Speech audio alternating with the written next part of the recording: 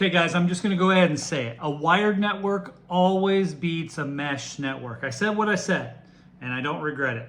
Today's video, we're gonna talk about exactly that and why you need to wire your new home for Ethernet and not just settle for something like mesh. Let's get started.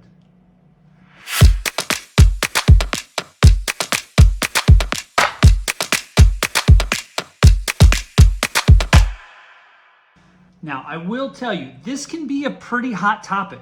People with the speed of Wi-Fi 7 coming and Wi-Fi 6E and all these new technologies in place that are going to make your Wi-Fi faster, there's an argument out there that basically says, do you need to wire up your home? Now, I say yes, but it's just one of those things where once social media gets involved and everybody starts spouting their opinions and stating it as fact, then the lines get a little bit blurry. As a matter of fact, about a year ago, last February, I did a TikTok video that received almost 380,000 views and had over 1,300 comments talking about this very subject. It was called Ethernet is Not Dead. And people comment from all over the place saying, no, all you ever need is Wi-Fi. Don't spend the money on Ethernet. And I disagree. I respectfully disagree. I think the answer lies somewhere in between. However, once social media gets in there and everybody starts spouting their opinions on things, it can get a little bit cloudy and blurry as to what the real answer is. So we're going to talk about that in today's video. Do you really need to wire up your home? I say yes, and here's why. And make sure you stay to the end of this video because at the end, I'm going to give you the 3 areas in your home that you need to pull cabling to give yourself the best overall online experience. Let's get going. Now, one thing I want to make sure that I get on the record here is I'm not saying under any circumstance that mesh sucks. I think there is a very specific use case for mesh, and it does that job really well. Now, that use case, in my opinion, is for older homes that never had wiring put in place. A lot of homes in the 80s and 90s, even early 2000s, they might have had a couple wires installed for phones, but they really didn't cable up these houses in preparation for streaming and gaming and all these things that are, part of our normal world right now. So what mesh could do is it could take a single router that was in your home, like that you get from your internet service provider, and it could expand that Wi-Fi coverage throughout your home. And it is by far the best way to do it. And it is super exciting to see the speeds these devices are doing. You got Wi-Fi 7 coming out. I've seen some speed tests on Wi-Fi 7 that are like 1,300 megabits per second, which is awesome. And that is super fast. That's over a gig on Wi-Fi, and that's great. But it is not the end-all, be-all cure for everything that you need to do in your home. You need to have some wiring. So, in my opinion, mesh is great. It just doesn't solve your problem for mastering and owning and connecting all of your entertainment needs in your house. Even if you have simple needs. I'm saying even the simplest needs, maybe you're going to retire in this house, it is one of those things where you need to look at wiring your home correctly so when you're streaming or when your kids are over and they bring their Xbox, you guys can give them a good experience. Now, before I get into the 3 areas in your home where I feel you need to pull cables, I think it's important to kind of talk about some of the differences of why an Ethernet connection or spending the money to put this cabling in your home is important, okay? I want to share the reasons why Ethernet's better. Now, again, we're not saying that wireless is bad or mesh is bad. That's not what we're saying. We're just talking about some of the areas where having a physical connection is better. The first one is security. Guys, security is a big deal. We talk about it in my other videos with VLANs and all sorts of ways that you can make your network secure. A hardwired connection is always going to be more secure than a wireless connection when your communication is just broadcasting out on the airwaves. That makes it much easier to be intercepted. Now, it isn't easy to do it, but their attackers have a lot of methods they can use to attack a Wi-Fi network that just won't work with a hardwired network where you need to be inside the network. You already need to be on the inside to hack that and create some problems. With Wi-Fi, there's jammers, there's all sorts of little tools, even things you can buy online right now on eBay that can cause havoc on a wireless network. So it's just one of the areas where Ethernet's always going to win. The second area is speed. Guys, an Ethernet connection is always going to be faster. Yes, I realize that Wi-Fi is getting faster and faster and better and stronger, and I think that's great, but it's never going to be as good as having a physical connection. With Wi-Fi in your home, broadcasting in the airwaves, it's doing it on certain frequencies and channels and part of this wireless spectrum. Well, there's other devices that use that spectrum or can interfere with that spectrum that you can't even see that it's happening. Your neighbor's Wi-Fi, Bluetooth, microwaves, baby monitors, vacuum cleaners, all can create certain interference in the airwaves that can cause your wireless network, your wired communication between devices, to get some latency and run a little bit slower. This is just something you don't have to worry about with a wired connection, and one of the reasons it just is so much better. The last area where a physical connection always wins is distance. Guys, the farther you get away from your router, the slower the wireless connection gets until eventually it can't connect at all. So when you take that example to your home, you're going to have devices scattered everywhere. Some of them are going to be far away from your router, some of them closer, and they're all going to have a completely different experience based off of those factors.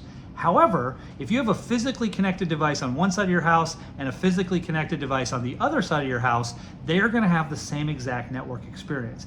Distance doesn't really matter, assuming that you're playing within the limitations of the cables themselves, which usually isn't a problem in new construction homes.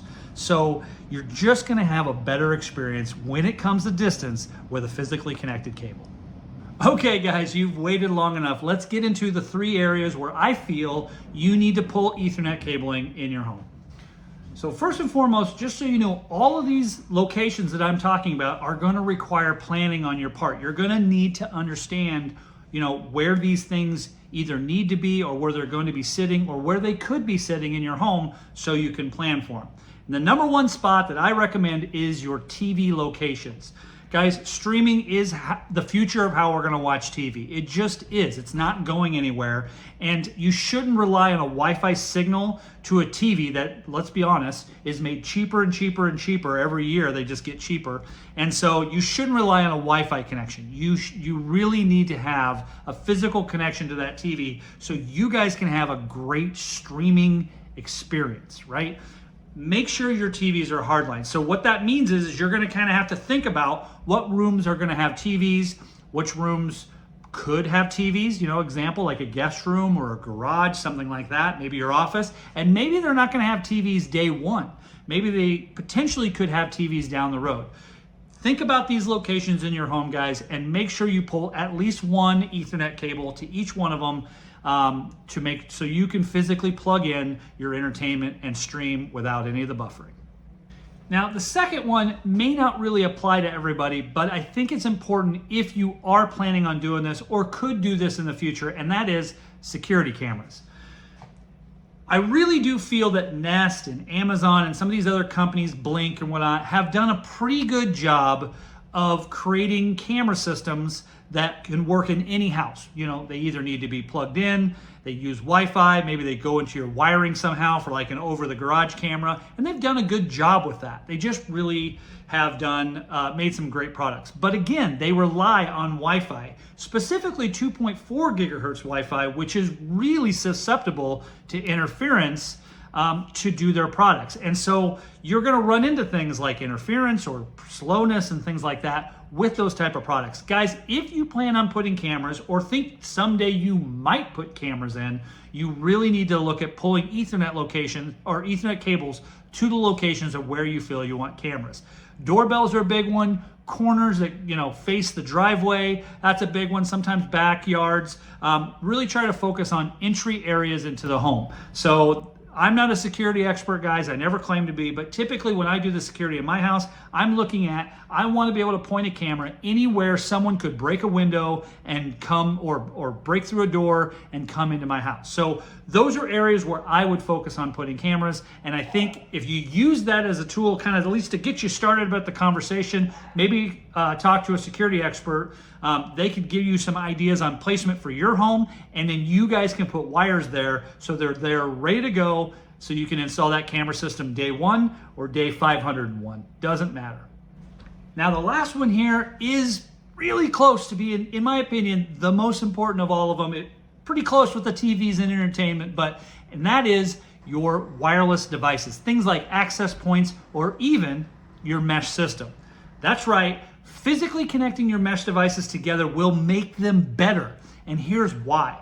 When I have a device like my cell phone and it is communicating to an access point, it is doing so wirelessly. However, in a mesh system that doesn't have a physical connection, that mesh point may be talking wirelessly again, the next hop in the conversation, to its buddy before it finally gets to a wired connection out to the internet.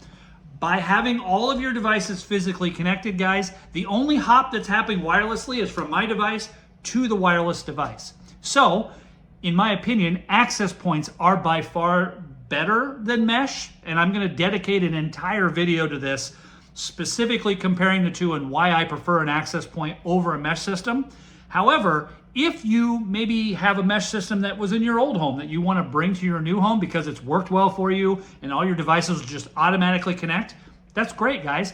But let's plan to pull some cabling where your pods are going to sit, your pucks or your devices, and physically connect them. Make everyone go back to a switch and physically join the network. That way, it's the same kind of experience that you're going to have like with an access point where your physical phone only has to communicate wirelessly to your device and everything else is a physical connection out to the internet from that.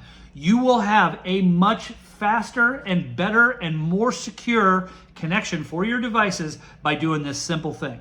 And I do have some courses and some little things I've done to help you guys plan your Wi-Fi, and it even talks about how to plan your mesh system in your home, because a lot of access points are ceiling mounted, right?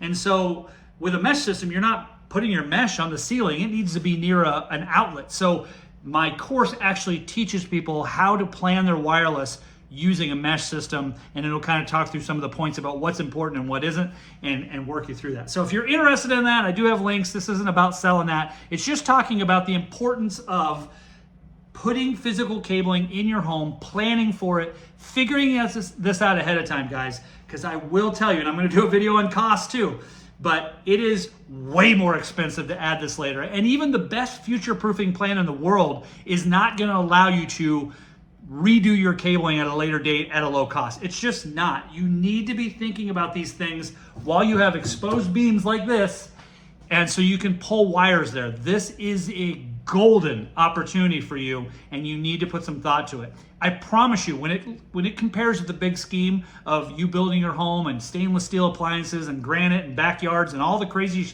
stuff you're looking at doing, this will be a very, very small cost, but it'll have a huge impact on how you're entertained and how you use your internet and your network in your house for years and years and years to come, and you'll be glad you did it. Okay, guys, let's go ahead and wrap things up. So thank you for tuning in. If you guys like the content, please consider liking or following the channel.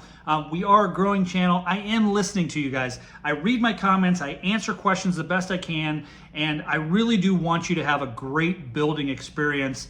And this stuff's important. It's not sexy. That's the thing I always kind of point out. It's not granite countertops and what floorboards and backyard extravaganzas and hot tubs and all the crazy stuff that I'm sure you're putting into your home and thinking about constantly. This is not it. This is not sexy. But I would argue it's used more, right? You're going to use your Wi-Fi more than you're going to use your hot tub, right? So again, it's just one of those things where it's really important for you guys to put some thought into this. You don't have to be a tech expert. By all means, leave questions in the comments. I'll try to get to them. We are a growing channel. We're going to be talking about a lot of things as it pertains to your home network. I try to keep things very simple. So if you guys like this, please consider coming along with that ride with me, and we will see you guys in a future video. Thanks.